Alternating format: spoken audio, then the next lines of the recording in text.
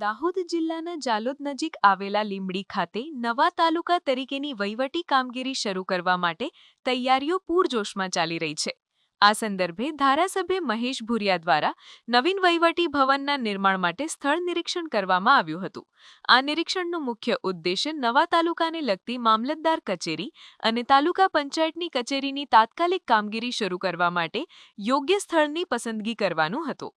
લીંબડી ખાતે નવો ગોવંદગુરુ લીંબડી તાલુકો બનતા અહીંના નાગરિકોને વહીવટી કાર્યો માટે લાંબા અંતરની મુસાફરી ન કરવી પડે તે માટે ઝડપી વ્યવસ્થા ગોઠવવાનું આયોજન કરવામાં આવ્યું છે।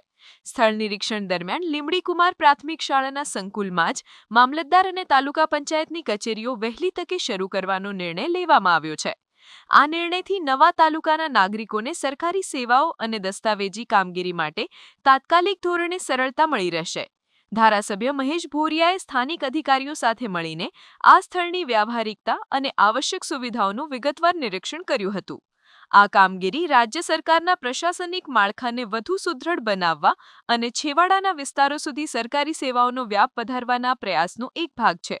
પ્રાથમિક શાળાના સંકુલમાં કચેરી શરૂ કરવાના આ કામચલાઉ નિર્ણય બાદ નજીકના ભવિષ્યમાં નવા વહીવટી સંકુલના કાયમી નિર્માણની પ્રક્રિયા આગળ વધારવામાં આવશે, જેથી નવા તાલુકાનું વહીવટી તંત્ર પૂર્ણ ક્ષમતાથી કાર્યરત થઈ શકે।